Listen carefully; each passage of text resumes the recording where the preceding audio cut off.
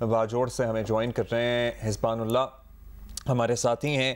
حسبان بتائیے گا اب تک کیا پولیس کنفرم کر پائی ہے؟ جی کل جو خودکش دھماکہ ہوا تھا جمعیت علماء اسلام کی ورکر کنونشن میں، تو رات گئے district police officer Nazir Khan نے یہ کنفرم کیا تھا کہ یہ خودکش دھماکہ ہے اور اس میں 12 کلو سے زیادہ جو بارودی مواد ہے وہ استعمال کی گئی ہے۔ باقاعدہ یہ خودکش دھماکہ تھا اور خودکش حملہ آور نے جلسہ گاہ کے درمیان میں آ کے خود کو دھماکے سے اڑا دیا تھا۔ درمیان میں آ کے خود کو دھماکے سے اڑا دیا تھا۔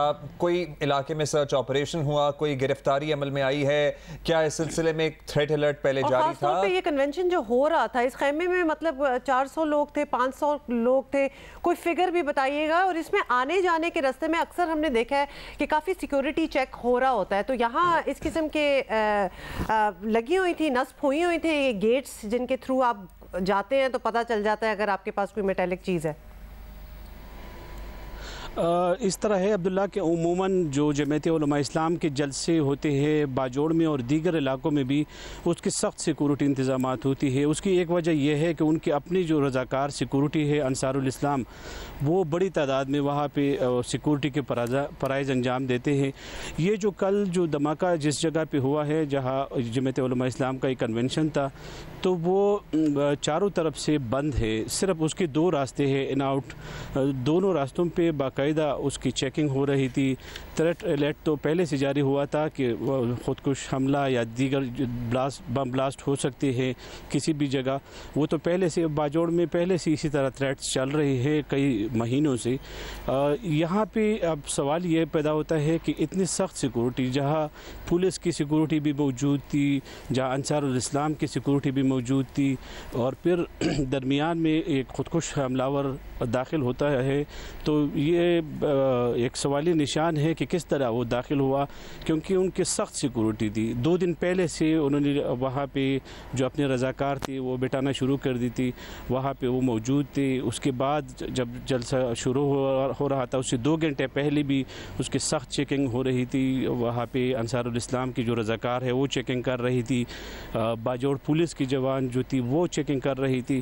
لیکن حیران کن طور پہ یہ خودکش حملہ آور کس طریقے سے اندر داخل ہوا، it is always very very difficult. Let's also accept the fact کہ بہت مشکل ہوتا ہے جب کوئی اپنی جان دینے کے لیے فیصلہ کر چکا ہو، تو پھر مطلب بڑی کوشش کرنی پڑتی ہے وہاں سے اس کو ڈٹر کرنے کے لیے۔ کیا یہ کنفرم ہو گیا ہے کہ یہ خودکش تھا؟ ہاں جی، یہ کنفرم ہو گیا ہے۔ 43 افراد اس میں شہید ہوئے ہیں، 100 سے زائد زخمی ہیں۔ We are wondering کہ کیا اتنی سہولیات موجود ہیں؟ 44 سے زیادہ، ہاں 43 افراد ایکچولی شہید ہوئے ہیں، 43 and above۔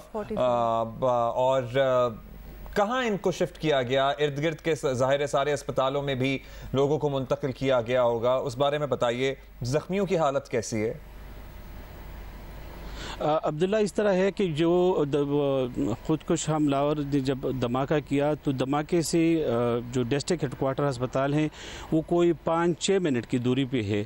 زخمیوں کو چونکہ ایمبولینس وہاں پہ کم پڑ گئی تھی تو زخمیوں کو لوگ اپنی مددآب کے تحت بھی ہسپتال منتقل کر رہے تھے، لیکن وہاں پہ ہسپتال میں ہم نے دیکھا کہ بد نظمی تھی بہت زیادہ، رش بہت زیادہ تھی، لوگ اپنے پیاروں کو تلاش کرنے کے لیے دڑا دڑ ہسپتال آ رہے تھے، اور ایسی بھی نوجوان تھے جو خون دینے کے لیے ہسپتال پہنچی تھی۔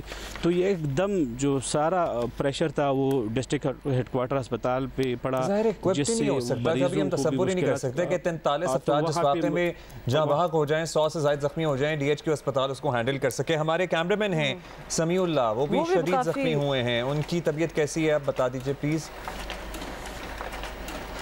سمیع اللہ چونکہ میرے ساتھ اس جلسے کے کوریج کر رہے تھے تو وہ بالکل سٹیج کے قریب وہاں پہ کھڑا تھا، اور وہ جو ان کی تقاریر اور جو فوٹیج بنا رہے تھے تو وہ سر پہ ان کو چوٹ آئے ہیں اور پیٹ میں ان کی چرے لگے ہیں، تو اب سے کچھ دیر بعد ان کا ڈاکٹر کہہ رہے ہیں کہ ان کا آپریشن ہوگا، تو لوگوں سے دعاؤں کی درخواست ہے، اس کے آپریشن کوئی 2 گھنٹے بعد انشاءاللہ ہوگا۔